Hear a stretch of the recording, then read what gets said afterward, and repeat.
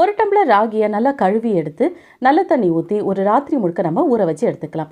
ஊற வச்ச ராகியை நம்ம தண்ணியெல்லாம் வடிகட்டி எடுத்து அந்த வடிகட்டின ராகியை ஒரு மெல்லிசான துணியில் போட்டு ஒரு ராத்திரி முழுக்க நம்ம ஊற வச்சு எடுத்தீங்கன்னா ராகி நல்லா முளைகட்டி வந்திருக்கும். அதுலேருந்து 3ல் ஒரு பகுதி எடுத்து மிக்சியில் அரைச்சி தண்ணியில் கலந்து 1 கப் தண்ணியை நல்லா காய வச்சு அதில் கலந்து 20 நிமிஷம் வேக வச்சு எடுத்து அதுக்கப்புறம் ஒரு டம்ளருக்கு மாற்றி அதில் தயிர், வெங்காயம், உப்பு சேர்த்துனீங்கன்னா முளைகட்டின ராகி கூழ் தயார். மறுபடியும் இன்னொரு பகுதி எடுத்து 10 நிமிஷம் ஊற வச்சு மிக்சியில் தண்ணி சேர்த்து அரைச்சு தோசைக்கல்ல அடை மாதிரி சுட்டு எடுத்து அதுக்கப்புறமா நல்லா மிக்சியில் பவுடர் பண்ணி எடுத்து அதில் 1/4 கப் வெல்லம், வறுத்த எள்ளு, வறுத்த தேங்காய், வறுத்த நிலக்கடலை பொடி எல்லாத்தையும் மிக்ஸ் பண்ணி உருண்டை பிடிச்சி எடுத்தீங்கன்னா ஹெல்த்தியான ஸ்நாக்ஸ். மறுபடியும் ஒரு பாத்திரத்தில் 1/2 டம்ளர் வெள்ளை உளுந்து, 1/2 டம்ளர் பச்சரிசி, மீதியாக இருக்கிற முளைக்கட்டின ராகி 2 மணி நேரம் ஊற வச்சு அரைச்செடுத்து அடுத்த நாள் எடுத்து பார்த்தீங்கன்னா நல்லா புளிச்சிருக்கும். தேவையான அளவு உப்பு சேர்த்து நீங்கள் தோசை சுட்டிங்கன்னா ஹெல்த்தியான தோசை ரெடி.